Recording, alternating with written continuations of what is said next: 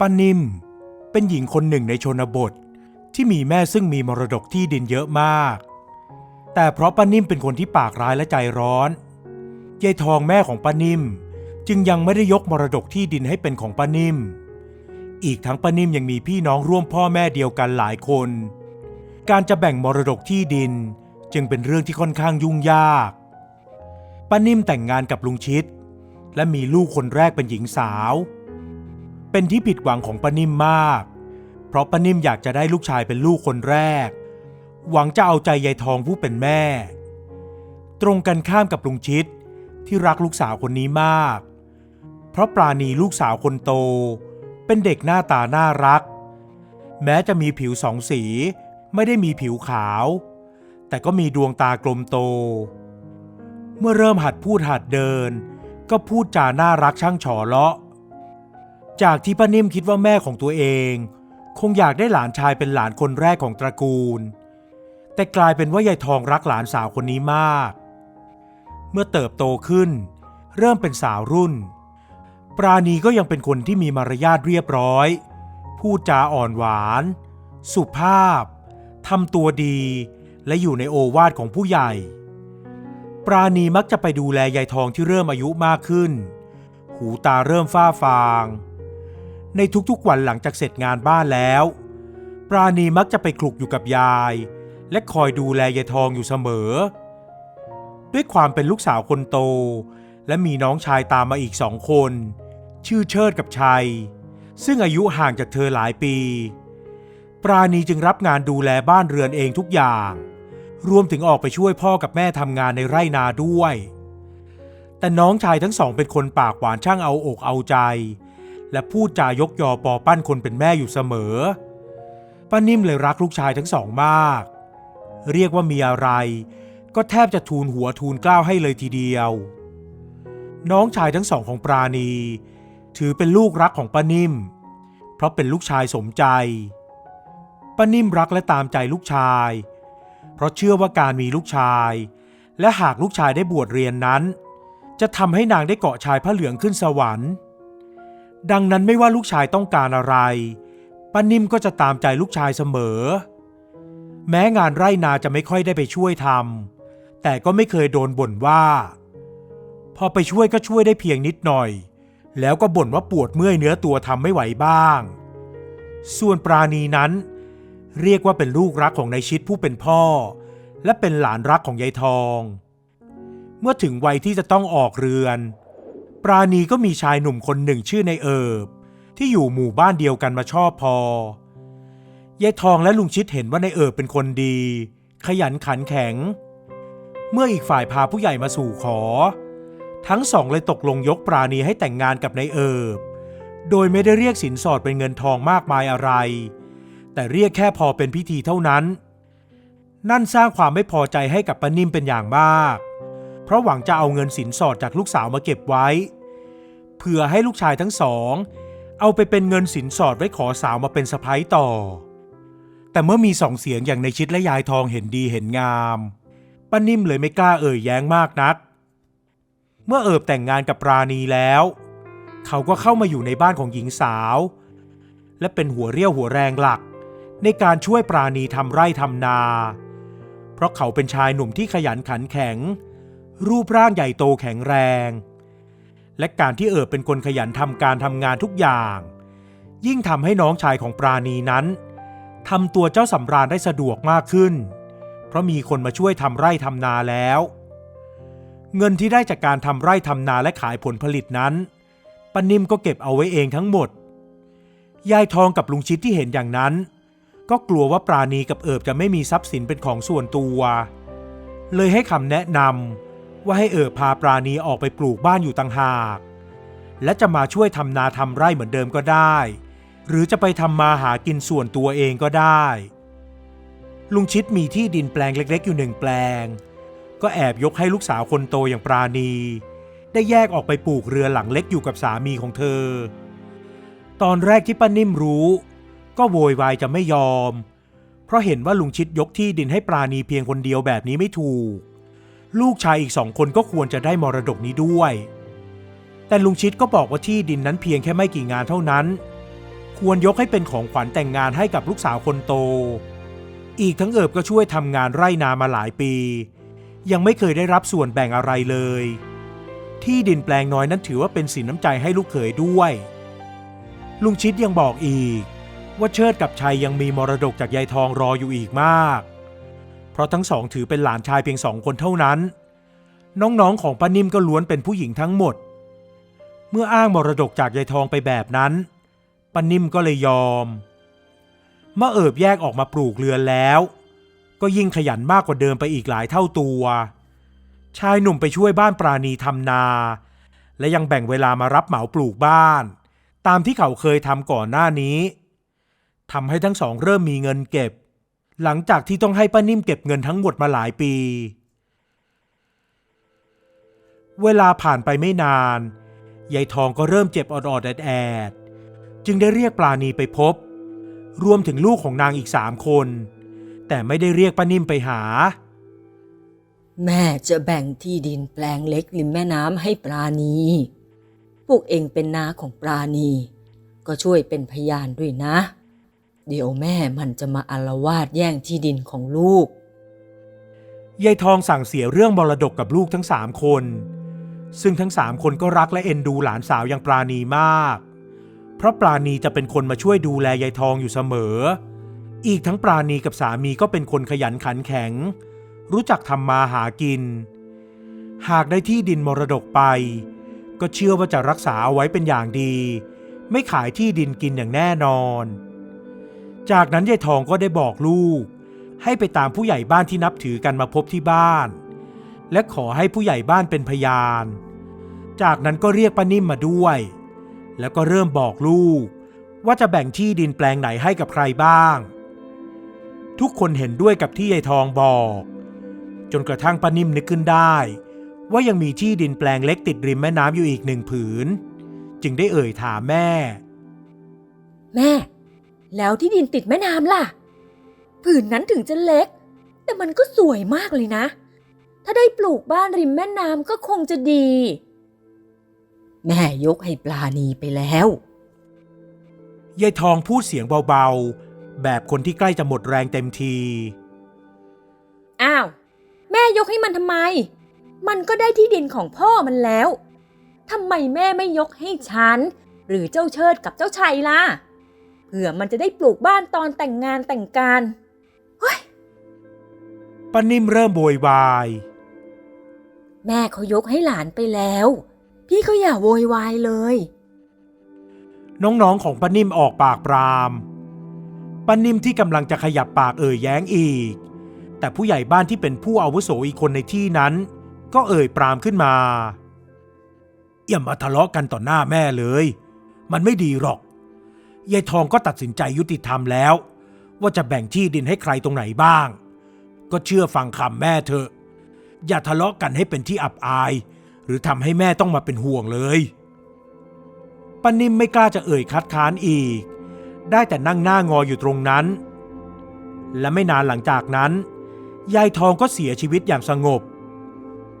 งานศพของยายทองถูกจัดขึ้นอย่างสมเกียรติเพราะถือเป็นคนแก่ที่มีคนนับหน้าถือตามมากในละแวกนั้นทั้งยังเป็นคนที่ใจบุญสุนทานมันทำบุญและช่วยเหลือคนอื่นอยู่เสมอหลังจากงานศพผ่านไปได้ไม่ถึงเดือนป้านิ่มก็มาหาลูกสาวถึงบ้านแล้วทวงถามถึงที่ดินแปลงเล็กริมแม่น้ำที่นางอยากได้กูอยากได้ที่ดินผืนนั้นมึงไปเซ็นยกให้กูเสียอีปราณีป้านิ่มพูดกับลูกสาวแบบมะนาวไม่มีน้ำแต่ยายเขายกให้ฉันนะแม่ปราณีแย้งเสียงอ่อยเพราะไม่อยากมีเรื่องถกเถียงกับคนเป็นแม่อินนี่ก็กูบอกว่ากูอยากได้เอาไว้ให้น้องชายมึงไงอีกหน่อยมันก็มีลูกมีเมียมันจะได้มีที่ดินปลูกบ้านแต่เดี๋ยวอีกหน่อย2 คนนั่นก็จะได้ที่ดินแบ่งจากส่วนของแม่อยู่แล้วทำไมแม่ต้องมาขอที่ดินผืนนี้ด้วยน้อยอีลูกเนรคุณที่ดินกูที่ยายมึงยกให้มันอยู่กลางไร่กลางนานู้นคืนไปปลูกบ้านที่นั่นจะไปไหนมาไหนมันก็ลำบากมึงนี่ไม่รักน้องเลยหรือไง ป้านิ่มด่าลูกสาวเสียงดังโวกเวกจนสามีของนางต้องรีบมาห้ามปรามที่ดินนี้แม่ขอยกให้ลูกแล้วแกจะมาทวงคืนจากลูกอย่างนี้ไม่ถูกนะนิ่มลุงชิดเอ่ยห้ามเมียแต่ป้านิ่มยังไม่ยอมยกมือเท้าสะเอวหมับอีกมือหนึ่งก็ชี้หน้าด่าปราณีไม่ยอมหยุดอีลูกอกตัญญูคอยดูเถอะกูจะเอาที่ดินนี้ให้ได้พอด่าลูกจบแล้วนางก็เดินกลับบ้านไปด้วยความโมโหปราณีร้องไห้ออกมาจนคนเป็นพ่อต้องมาปลอบและบอกว่าตราบใดที่พ่อยังอยู่จะไม่ยอมให้แม่มาบังคับเธอเรื่องที่ดินอีกหลังจากนั้นเชิดน้องชายของปราณีก็ไปชอบหญิงสาวต่างหมู่บ้าน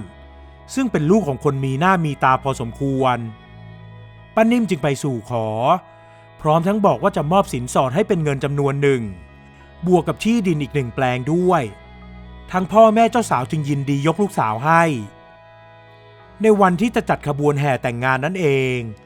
ลุงชิดก็เกิดเป็นลมกระทันหันปราณีที่กำลังช่วยเตรียมขบวนขันหมากต้องวางมือจากทุกอย่างแล้วให้สามีของเธอช่วยพาพ่อไปโรงหมออาการของลุงชิดนั้นหนักมากเธอจึงรีบให้สามีมาตามป้านิ่มไปดูใจกูจะไปได้ยังไงก็เห็นอยู่ว่ากำลังจะแห่ขันหมากถ้าอีปราณีมันรักพ่อมันมากก็ให้มันดูใจกันไปมันเป็นลูกรักนี่ได้ที่ดินอะไรสารพัดจากพ่อมันกูจะช่วยลูกชายกูจัดงานแต่งป้านิ่มเอ่ยเหมือนคนใจด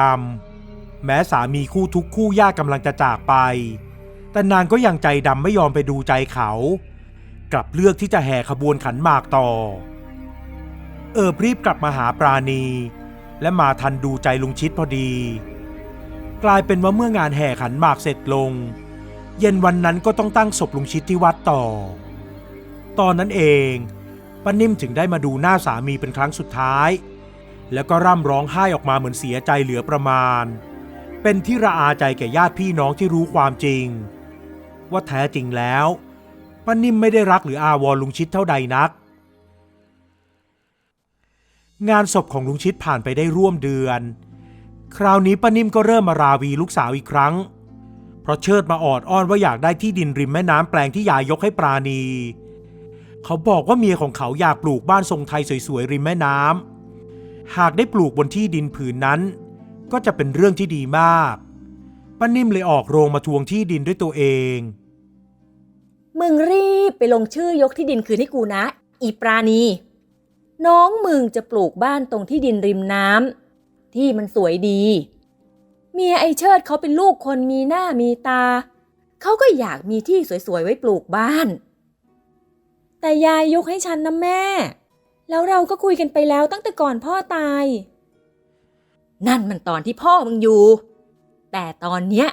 มึงไม่มีใครคุ้มกะลาหัวมึงแล้วถ้ามึงไม่ไปยกที่ดินให้กูวันนี้กูจะเอาเลือดหัวมึงออกเสียเดี๋ยวนี้แหละป้านิ่มคว้าเอาไม้แถวนั้นมาถือขู่ลูกสาวแต่ปราณีก็ยืนการปฏิเสธไม่ได้ยายยกให้ฉันแล้วฉันจะยกให้คนอื่นต่อได้ยังไงที่ดินส่วนของแม่ฉันก็ไม่คิดจะเอาฉันได้แค่นี้แม่ยังคิดจะมาเอาไปจากฉันอีกหรือแม่ไม่คิดว่าฉันเป็นลูกบ้างหรือไงหรือคิดว่ามีลูกแค่เจ้าเชิดกับเจ้าชาย2 คนเท่านั้นพอปราณีเอ่ยไปแบบนี้ก็เหมือนเอาน้ำมันไปราดลงบนกองไฟป้านิ่มโกรธจนเลือดขึ้นหน้าที่โดนกล่าวหาว่ารักลูกลำเอียงอีลูกเนรคุณนี่พูดไม่รู้เรื่องดีล่ะมึงดื้อแพ่งนักใช่ไหมวันนี้กูจะเอาเลือดหัวมึงออกมาล้างตีนกูสักทีพอด่าจบนางก็ฟาดไม้ใส่หัวลูกสาวทันทีโอ๊ยปราณีที่โดนตีล้มลงไปและเลือดก็ไหลอาบจากบาดแผลที่หางคิ้วทันทีป้านิ่มยังไม่ยอมหยุดคว้าไม้ยกขึ้นจะตีซ้ำปราณีรีบยกแขนขึ้นบังหน้าตัวเองในจังหวะที่ป้านิ่มฟาดไม้ลงมาอีกครั้งจึงโดนแขนของปราณีไปแบบเต็มๆและก่อนที่ปราณีจะเจ็บตัวไปมากกว่านั้นก็มาถึงบ้านพอดีเขารีบวิ่งเข้ามาช่วยพยุงภรรยาให้ลุกขึ้น ปราณีเป็นอะไรมากไหมมาลุกขึ้นมาก่อนเอิบเอาตัวเข้าขวางระหว่างแม่ยายกับภรรยาของเขาทำให้ป้านิ่มไม่กล้าทำอะไรลูกสาวอีกบอกเมียมึงนะไอ้เอิบให้มันไปยกที่ดินให้กูไม่อย่างนั้นกูจะไม่ให้มึงอยู่อย่างสงบแน่จากนั้นนางก็เดินอาดกลับบ้านไปพอเอิบเห็นสภาพภรรยาตัวเองแล้วก็สงสารมากรีบพาปราณีไปโรงหมอเพื่อทำแผลและทำการรักษาปรากฏว่านอกจากหัวแตกแล้วปราณียังแขนหักอีกด้วยหลังจากเหตุการณ์นั้นทั้งสองคนก็ได้ตัดสินใจจะยกที่ดินของยายทองคืนให้ป้านิ่มแม้ว่านานาของปราณีจะคัดค้านแต่เอิบก็บอกว่าไม่อยากให้เกิดเรื่องทะเลาะเบาะแว้งจนปราณีต้องเจ็บตัวอีกดังนั้นทุกคนเลยเห็นพ้องต้องกันว่าจะยกที่ของยายให้กับป้านิ่มจะได้หมดเรื่องหมดราวกันเสียทีปราณีจึงตัดสินใจยกที่ดินแปลงงามริมแม่น้ำให้กับป้านิ่มและทั้งสองก็ไม่ไปวุ่นวายกับงานไร่นาของป้านิ่มอีกเลยปล่อยให้น้องชายทั้งสองรับผิดชอบไปแรกๆป้านิ่มก็สาปส่งว่าปราณีเป็นลูกอกตัญญูไม่คิดจะมาช่วยทำนาจนเชิดกับชัยต้องมาทำนาเองและป้านิ่มยังเอ่ยปรามาสว่าทั้งลูกสาวและลูกเขยคงไปไม่รอดแน่ๆเพราะมีที่ดินแค่แมวดิ้นตายเท่านั้นจะไปรอดได้อย่างไรจะทำมาหากินอะไรได้แต่เอิบก็ขยันทำงานรับจ้างทุกอย่างเรียกว่าเป็นคนหนักเอาเบาสู้ปราณีก็ช่วยสามีเท่าที่จะทำได้กลับกลายเป็นว่าทั้งสองตั้งเนื้อตั้งตัวได้อย่างรวดเร็วลูกเต้าของทั้งสองก็ขยันขันแข็งไม่แพ้พ่อกับแม่ชีวิตครอบครัวของปราณีจึงมีแต่คนสรรเสริญและชื่นชมตรงข้ามกับน้องชายของปราณีทั้งสองที่หลังจากแต่งงานแล้วเชิดก็เจ้าชู้ไปติดผู้หญิงคนนั้นคนนี้ไม่หยุดส่วนชัยก็เอาที่ดินที่ป้านิ่มยกให้ไปขายแล้วก็หอบเงินไปตั้งหลักที่ถิ่นอื่นพร้อมกับเมียของเขาเชิดนั้นพอเมียคนหนึ่งท้องก็แอบไปติดผู้หญิงอีกคนพอเมียคนที่ท้องรู้เรื่องก็หอบท้องหนีกลับบ้านและเลิกรากันไปเรื่องราวจึงวนเวียนอยู่แบบนี้จนกระทั่งเขาได้เมียคนที่สี่ซึ่งคนนี้ยอมอดทนอยู่กับเขาได้นานกว่าคนอื่นแต่กระนั้นก็เริ่มบ่นว่าเบื่อเพราะป้านิ่มนั้นบัดนี้กลายเป็นคนแก่หลงลืมกินข้าวก็เลอะเทอะขับถ่ายเรี่ยราดทำให้เมียของเชิดต้องมาคอยรับผิดชอบดูแลเชิดเองก็ไม่สนใจปล่อยให้เมียต้องมารับภาระดูแลแม่ของเขาส่วนเขาก็ไปกินเหล้ายากับเพื่อนฝูงอาศัยเงินที่ได้จากการแบ่งขายที่ดินมาใช้ไปวันๆพอเงินหมดก็แบ่งที่ดินขายอีก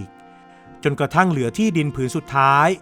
ก็คือที่ดินริมแม่น้ำที่ปราณียกคืนให้ป้านิ่มนั่นเองตรงกันข้ามกับปราณีและเอิบที่ช่วยกันทำมาหากินจนสามารถซื้อที่ดินได้หลายแปลงลูกเต้าก็ร่ำเรียนหนังสือกันจนจบวันหนึ่งแม่ยายของเชิดเสียชีวิตเขาต้องพาเมียกับลูกไปงานศพแต่ด้วยความที่ป้านิ่มเป็นคนแก่ที่เลอะเลือนแล้วเขาจึงพาแม่ไปด้วยไม่ได้ชายหนุ่มจะใช้วิธีปิดประตูบ้านเอาไว้และให้แม่อยู่บนบ้านที่เป็นเรือนไม้ใต้ถุนสูงเพราะบ้านอยู่ริมน้ำจึงต้องทำใต้ถุนสูงเพื่อรับฤดูกาลน้ำหลากในทุกๆปีจะดีหรือพี่ให้แม่อยู่คนเดียวแบบเนี้ยเมียของเชิดยังอดเป็นห่วงป้านิ่มไม่ได้แม้จะรำคาญแม่สามีมากก็ตามทีไม่เป็นไรหรอกคนแก่เลอะเลือนอย่างแม่จะไปไหนได้เดินก็ไม่ไหวได้แต่นั่งถัดไปแบบนั้นไปกันเถอะรีบไปได้แล้วเชิดว่าอย่างนั้นแล้วก็ปิดประตูเรือนตรงระเบียงที่เชื่อมต่อกับบันไดลงไปยังชั้นล่างของบ้านซึ่งประตูที่ว่าก็เป็นเพียงไม้ซี่ที่ตีเอาไว้เป็นแผงกั้นเท่านั้นไม่ได้แน่นหนาอะไรเลยสักนิดเพราะด้านนอกบ้านก็มีรั้วมิดชิดอยู่แล้วพอทั้งสองลับตาไปแล้วป้านิ่มที่หลงลืมก็ค่อยๆกระเถิบกายออกมาจากห้องกวักมือเรียกลูกหยอยๆไปด้วยให้กูไปด้วยกูจะไปเที่ยวอย่าทิ้งกูไว้คนเดียวนางร่ำร้องไปตามประสาคนแก่ที่สมองเสื่อมแล้วป้านิ่มกระเถิบกายมาจนถึงประตูกั้นหน้าบันได แต่นางยืนไม่ได้แล้วจึงงกเงินพยายามจะเปิดประตูให้ได้แต่ก็เปิดไม่ได้โดยง่ายทว่าด้วยความไม่อยากถูกทิ้งเอาไว้คนเดียวสุดท้ายแกก็พยายามเปิดประตูแผงกั้นนั้นออกไปจนได้แต่อนิจจานางเสียหลักพลัดตกบันไดลงมายังพื้นดินเบื้องล่างหัวของนางกระแทกบันไดจนแตกเลือดอาบไม่ผิดกับที่นางเคยทำร้ายลูกสาวเลยสักนิดแขนขาก็หักเพราะกระดูกคนแก่เปราะบางอยู่แล้วนางนอนร้องโอดโอยด้วยความเจ็บปวดแต่ไม่มีใครได้ยินเสียงสุดท้ายก็สิ้นใจตายด้วยความทรมานอย่างสุดแสนกว่าเชิดกับลูกเมียจะกลับมาพบป้านิ่มก็เสียชีวิตไปนานแล้วการตายของป้านิ่มนั้นคนที่เสียใจก็เห็นจะมีแต่ปราณีลูกชังของนางเท่านั้นส่วนลูกชายลูกรักของนางกลับรู้สึกโล่งใจเพราะต่อไปนี้เขาจะไม่ต้องมาคอยดูแลแม่ที่เป็นคนหลงลืมอีกแล้วนอกจากนี้เชิดกับชัยยังเปิดศึกแย่งที่ดินผืนสุดท้ายกันในงานศพของแม่จนเป็นที่นินทาของชาวบ้านปราณีได้แต่มองน้องทะเลาะกันเรื่องที่ดินมรดกด้วยความรู้สึกปลงตกและอนาถใจแต่ก็รู้สึกโล่งใจที่เธอถูกแม่ตัดขาดมานานแล้วและไม่ได้รับมรดกจากแม่แม้แต่นิดเดียวไม่อย่างนั้นคงไม่พ้นโดนน้องทั้งสองคนมาหาเรื่องทะเลาะด้วยแต่ถึงอย่างนั้นเธอก็จัดงานศพให้แม่อย่างดีที่สุดแม้เธอจะเป็นลูกชังของแม่ก็ตาม